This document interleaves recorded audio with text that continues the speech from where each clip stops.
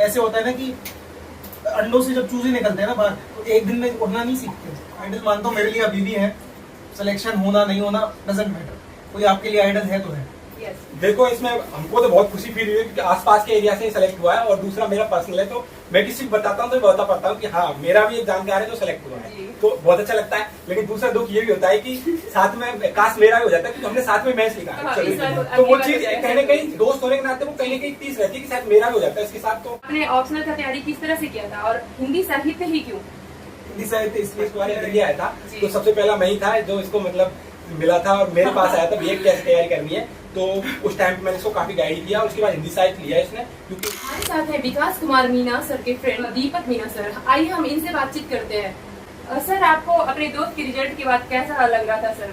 मैं सच बताऊं तो ये एक्चुअली मैं 10th तक जिस स्कूल में पढ़ा हूँ उसके गुरु जी का लड़का है, तो मैं इसको पर्सनली बचपन से जानता हूँ। ये बचपन में हमारे साथ मतलब ये बच्चा था मेरे से 5-6 साल छोटा है, तो ये गांव आया करता था, मैं इसके अपने घर ले जाता था और ये सब, तो इसको पर्सनली जानता हूँ। तो मुझे सच में बहुत खुशी हुई, क्योंकि एक मेरा मानना है कि जब आसपास के एरिया में जब कोई भी सिविल सर्विसेज में नहीं निकलता है, वो कोई इक्के दुक्के निकलते हैं, तो उसको देख के बहुत ज्यादा इंस्पायरेशन मिलती है। भले ये मेरे से एज में छोटा है, लेकिन मुझे ऐसा लग रहा है पर्सनली कि जो इसने अचीव किया शायद थोड़ा मैं अपनी लाइफ में चेंज करूँ, शायद हमारा ग्रुप है उसका भी सिलेक्शन हो सकता है।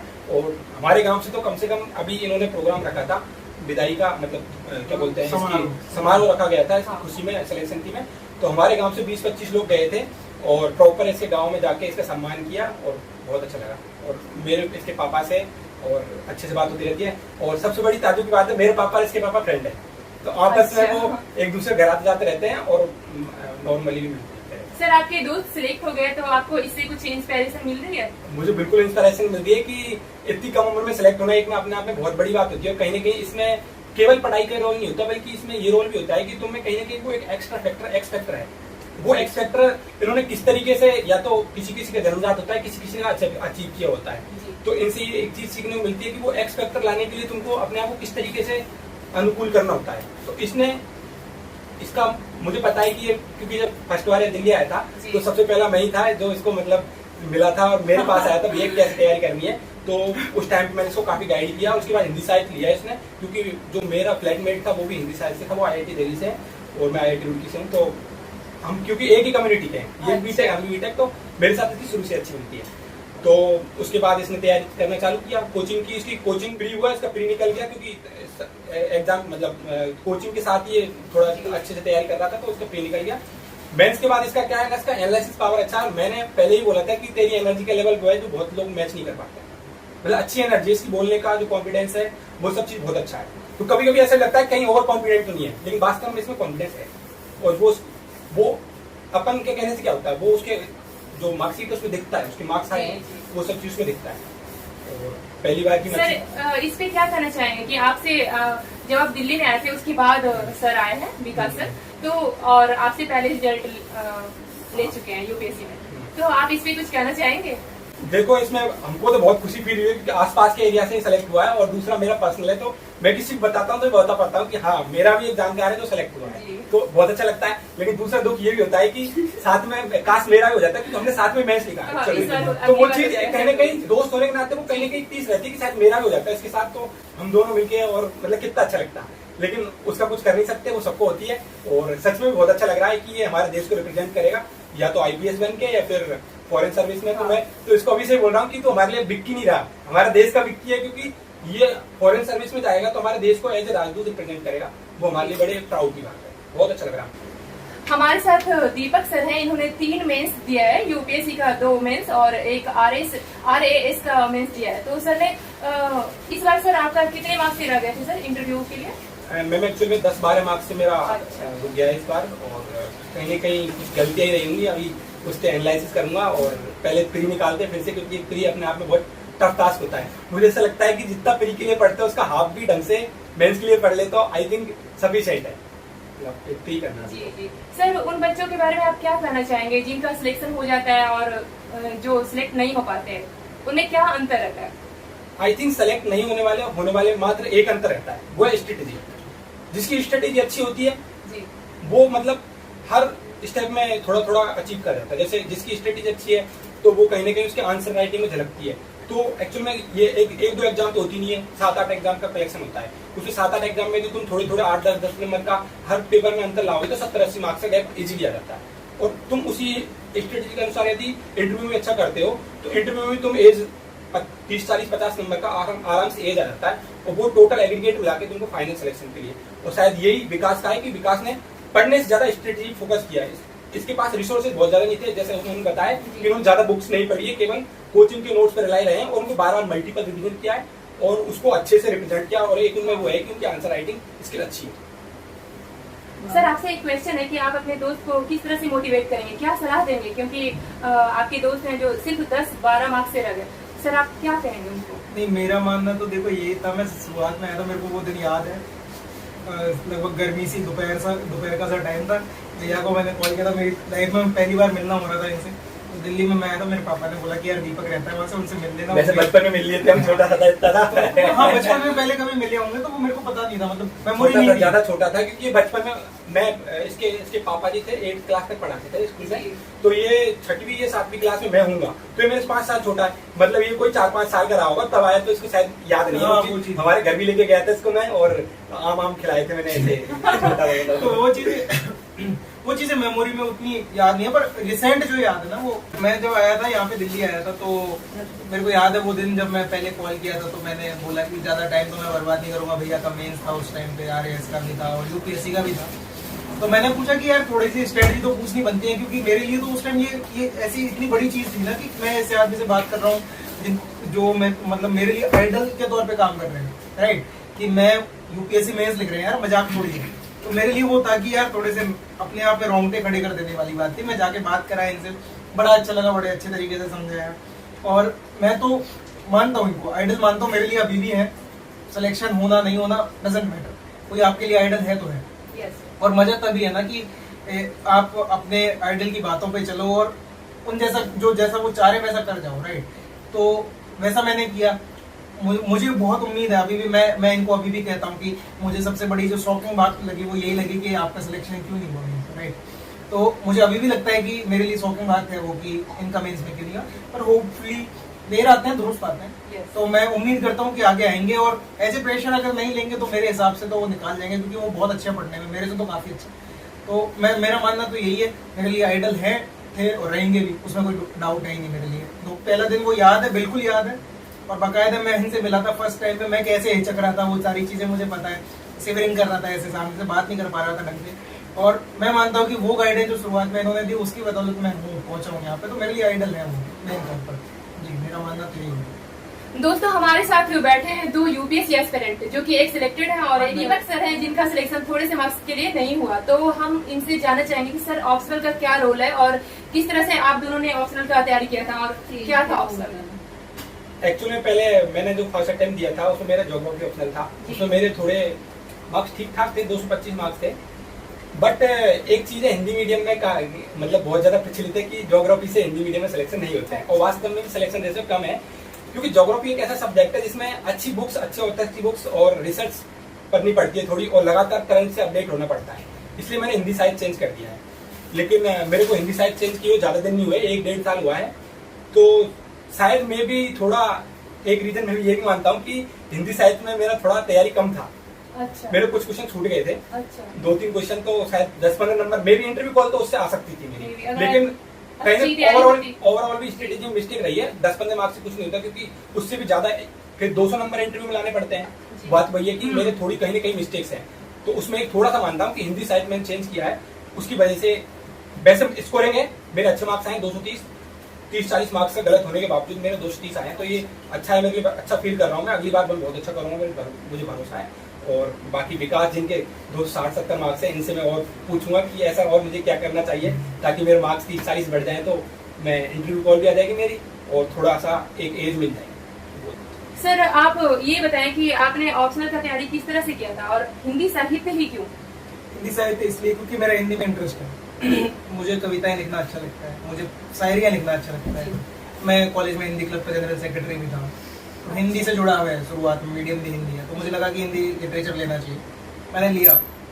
और दूसरी बात यह है कि मैंने प्रिपरेशन करी तो हिंदी लिटरेचर मैंने लिया, और उसके बाद जब मेरा प्रीलिम्स निकला तो मेरे को एक तो वो होता है ना कि आप अनसर्टेन होते हो कभी चीज़ों को लेकर, तो इसलिए मेरा मेंस के से पहले मेरा ऑप्शनल तैयार नहीं था, जीरो था एकदम। अच्छा। तो मेंस के टाइम पे मैंने पहला यहाँ पे मॉक टेस्ट लिखा तो मेरे को कुछ भी नहीं लिखा गया उसमें, एक शब्द भी मैं नहीं लिख पाया था अपने मॉक टेस्ट में। पर मेरे साथ ये थोड़ी सी अच्छी चीज़ है कि मैं थोड़ा सा टारगेट्स बनाता हूँ, राइट, ये डेली के टारगेट, मंथली टारगेट। तो मैंने 2 महीने का टारगेट बनाया कि 2 महीने के दूसरे महीने के लास्ट दिन अगर मैं जब देखूंगा ना हिंदी साहित्य को तो मेरा सिलेबस सारा कंप्लीट हो जाना चाहिए। और अच्छी बात ये थी कि 2 महीने बाद जब मैंने हिंदी साहित्य को देखा, मैं पढ़ता रहा था इस बीच में, हिंदी साहित्य पर मोस्टली फोकस किया था, और 2 महीने बाद मेरा हिंदी साहित्य का सिलेबस पूरा हो चुका था। और उसके बाद मैंने यहाँ पे 15वां और 16वें नंबर का टेस्ट था दृष्टि में, वो लगाया, और वो मैं 15-15 मिनट पहले कंप्लीट करके बैठ गया। और वहाँ पे मेन एग्जाम में मेरा पेपर भी बहुत अच्छा हुआ था, वहाँ पे भी मैं लगभग 10-15 मिनट पहले कंप्लीट करके बैठ गया, सारे रेंज में कवर कर लिया था, और आई गोट ए डिसेंट स्कोर, लाइक 265 के समथिंग, मेरा 265 ही आया एग्जैक्टली। तो मतलब ठीक है, मैं थोड़ा और उम्मीद कर रहा था, पर ठीक है, उतने भी ठीक है। तो मुझे ऐसा लगता है कि टारगेट्स ज्यादा मैटर करते हैं। अगर आपने कोई चीज बना ली ना, ऐसे कहते हैं कि अगर मैंने कोई चीज ठान ली ना, तो मैं तब तक नहीं सोऊंगा जब तक मैं उसे पूरा ना करूंगा।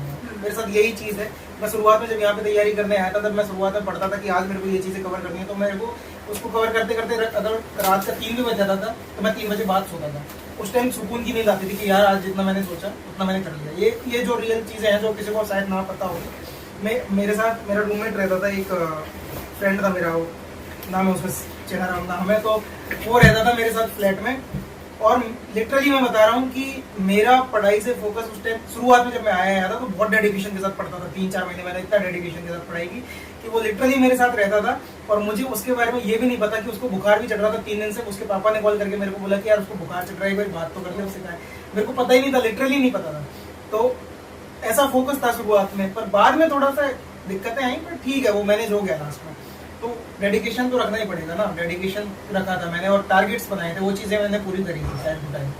सर कुछ टॉपर ऐसे हैं जो कहते हैं कि अगर आप हिंदी साहित्य ले लेते हो और जैसे कि हिंदी माध्यम से हो, तो जो इंग्लिश मीडियम वाले लोग हैं उनसे और बाकी के जो ऑप्शनल में सब्जेक्ट है उससे कंपटीशन कम हो जाता है इंग्लिश माध्यम वाले लोगों की तुलना में। नहीं, ऐसा नहीं है, कंपटीशन कम नहीं होता। हिंदी साहित्य लेने से कंपटीशन कम नहीं होता। एक चीज है कि हिंदी साहित्य में सिलेबस कम है, छोटा है, तो उसको आसानी से कवर कर सकते हैं हम ना। और जैसे कुछ लोगों का इंटरेस्ट भी हिंदी में होता है, तो उन चीजों की तरफ जिस सब्जेक्ट की तरफ इंटरेस्ट ज्यादा है उसको अपन अच्छे से पढ़ पाते हैं। दूसरी बात यह है कि हिंदी साहित्य में एवरेज नंबर आ जाते हैं, ये मानना है लोगों का। बशर्ते हिंदी साहित्य बहुत लोगों का है, यहाँ पे जितने लोगों ने एग्जाम दिया उनमें से काफी लोगों का हिंदी साहित्य है। ऐसा तो नहीं है कि सारे सेलेक्ट हो गए। ऐसा कहा जाता है कि हिंदी मीडियम से है और हिंदी साहित्य ले लिया तो फिर आपका कंपटीशन सिर्फ हिंदी वालों से ही रह गया है ऑप्शनल में। नहीं, तो ऑप्शनल सिलेक्शन तो समअप होके होता है ना, सिर्फ ऑप्शनल से सिलेक्शन नहीं होता। सिर्फ ऑप्शनल से सिलेक्शन होगा तो बात ही अलग होती है। फिर तो मैथमेटिक्स वाले किसी के लगते ही नहीं है ना, क्योंकि 300 प्लस नंबर मैथमेटिक्स में इजीली आ जाते हैं। तो ऑप्शनल का तो बात ही नहीं है ना, समअप का खेल है। जीएस के चारों पेपर, ऐसे प्लस ऑप्शनल, तो इन सब में आपको कंप्लीट करना पड़ता है ना। तो समअप में कंप्लीट करोगे ना तब जाके तो पार पड़ेगी। ऐसे तो नहीं है कि सिर्फ इंग्लिश मीडियम वाले तो हिंदी साहित्य कम ही चूज करते हैं। कम चूज करते हैं, वो तो डिपेंड करता है इंटरेस्ट के ऊपर। ठीक है, हिंदी साहित्य वाला एक मैं जानता हूँ एक लड़के को इस बार सिलेक्टेड है इंग्लिश मीडियम से, लेकिन उसका ऑप्शनल हिंदी साहित्य है। तो ऐसे होते हैं, रेयरली केस होते हैं, पर ठीक है, ये तो ऑप्शनल चूज करना तो डिपेंड करता है ना पर्टिकुलर पर्सन क्या सोचता है उस सब्जेक्ट के बारे में। ये तो बहुत सब्जेक्टिव बात होगी ना। मुझे जो चीज अच्छी लग रही है मैं उसे एज ऑप्शनल रखना चाह रहा हूँ, तो ये तो मेरी मर्जी है ना, किसी और की थोड़ी। तो वही चीज है, काफी लोग कर लेते हैं। सर आपने कौन कौन सा बुक लिस्ट फॉलो किया था? देखो मैं सच बात बताऊं तो मैं मतलब बहुत रिसोर्सेज पे फोकस नहीं करता। मैं फोकस करता हूं कि कंटेंट मिलना चाहिए।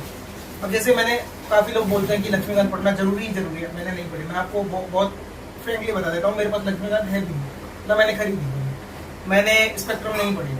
मैंने अपनी कोचिंग के प्रिंटेड नोट्स और हैंड रिटन नोट्स और उनके अलावा जो एक चीज फॉलो करी है वो फॉलो करी है मैंने शंकर IAS की एनवायरमेंट एंड इकोलॉजी की बुक, क्योंकि वो बहुत अच्छी एनकेएस की बहुत अच्छी है। उसके बराबर का मटेरियल हिंदी मीडियम में तो कहीं पे भी नहीं है। शंकर IAS की बुक तो इंग्लिश में है। हाँ, इंग्लिश में। तो मैं बताया ना कि इंग्लिश मेरी ठीक है, तो मुझे दिक्कत नहीं है, तो मैंने पढ़ ली थी। और हिंदी माध्यम में के जो बच्चे हैं, हिंदी माध्यम के बच्चे हैं, दृष्टि बुक को फॉलो कर सकते हैं अगर करना चाहे तो, बट शंकर IAS के मुकाबले वो कहीं पे मैच नहीं होती। मैं आपको बहुत फ्रेंकली बता रहा हूँ।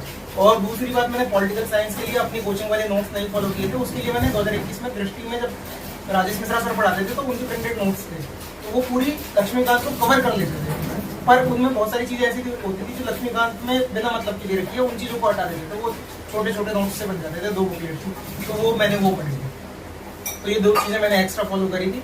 बाकी सब किताबें तो बुकलिस्ट तो कहीं पे भी मिल जाती है आपको, पर ये है कि लिमिटेड सोर्स रखो। अगर आप लक्ष्मीकांत को पढ़ रहे हो तो सिर्फ लक्ष्मीकांत को ही पढ़ो और करंट अफेयर्स देख लो, बस दैट्स इट। पॉलिटिकली और कुछ करने की जरूरत नहीं है ना। तो लिमिटेड सोर्स को फॉलो करो, बस मेरा तो मानना ही है जी। मेरा मानना ये है कि लाइफ है ना, उसमें मूवमेंट हमेशा एक जैसे नहीं होते, तो आपको जैसा मूवमेंट मिल रहा है जी लो। मुझे ऐसा लगता है कॉलेज लाइफ बहुत इंपॉर्टेंट है मेरे लिए। मैं अपनी कॉलेज लाइफ को नहीं भुला सकता। मुझे वो रातें याद है जब हम क्रिकेट खेलते थे रात को 2-2 बजे, हम बर्थडे सेलिब्रेट कर रहे हैं, हम लोग मजे कर रहे हैं। वो कॉलेज लाइफ कभी जिंदगी में दोबारा नहीं आती। प्रेशर अगर आप मोटी सी उम्र से लेने लग जाओगे ना, तो दोस्त आप कभी कुछ नहीं कर सकते, सिंपल सी बात यही है। तो मुझे ये लगता है कि अपनी लाइफ जीनी चाहिए, अपनी लाइफ को जीना सीखो, लाइफ तुम्हें फिर अच्छे मौके देंगे, है ना। तो लाइफ को अगर आप जियोगे ना टाइम टू टाइम, तो आपको मौके भी अच्छे मिलेंगे। तो इसीलिए मेरा मानना ये है कि 17-18 साल की उम्र नहीं है यार तैयारी करने की, अपनी जिंदगी जियो। नए नए ऐसे होता है ना कि अंडों से जब चूजे निकलते हैं ना बाहर, तो एक दिन में उड़ना नहीं सीखते, बैठते हैं कुछ दिन सबर करते हैं, अपनी माँ उसकी खाना लेके आती है तो खाते हैं ना। उसके बाद जब कैपेबल हो जाते हैं ना कि अब उड़ना ठीक रहेगा, तभी वो उड़ते हैं, है ना, राइट है। अगर उससे पहले वो उड़ना चालू करे तो धड़ाम से गिर जाएंगे, मर जाएंगे, राइट। तो वैसे ही 18 साल की उम्र में जो बच्चे आते हैं ना, नहीं आना चाहिए। मेरा मानना तो ये है, क्योंकि जिंदगी में उन्होंने फेलियर कभी देखा नहीं है। छोटी सी उम्र से प्रेशर अगर लेने लग गए तो आगे चल के जब उनके सामने प्रेशर आएगा ना, तो वो गिर जाएंगे, टूट जाएंगे, और इतने बुरी तरह टूटेंगे ना कि जिंदगी में कभी समझ नहीं पाएंगे। तो मेरा तो हाथ जोड़ के रिक्वेस्ट है ऐसे कि 21-22 साल से पहले तैयारी करने भेजो ही मत किसी को। सेल्फ अगर कर रहा है कोई और खुद से इनिशिएट कर रहा है, ठीक है करने दो, वरना यहाँ पे अगर मुखर्जी नगर में माहौल देखोगे ना, माहौल इतना गंदा है। मैं 21 साल की उम्र में मुखर्जी नगर में आया था, उससे पहले मैं एक बार 19 साल की उम्र में मैं यहाँ पे डेमो लेने आया था। तो पहले दिन जब मैं आया था 2 बजे के समथिंग में आया था यहाँ पे, और 2 बजे क्लास एक छूटती है कोचिंग की, तो मेरी आंखें फटी की फटी रह गई। मैं हिल गया था अंदर से कि यहाँ पे मैं कहाँ कीड़े मकोड़े की तरह देखूंगा अपने आप को। तो वो प्रेशर मैंने जितना फील किया ना, मैं नहीं चाहता कि लोग फील करें। उसके बाद जब इतनी मैच्योरिटी आनी चाहिए आपके सामने कि आप सोच सकते हो कि कब तैयारी स्टार्ट करनी चाहिए, राइट। उसी टाइम तैयारी स्टार्ट करनी चाहिए। शुरुआत में 18 साल की उम्र अच्छी बात नहीं है, मेरे वो मानने के अकॉर्डिंग तो अच्छी बात है।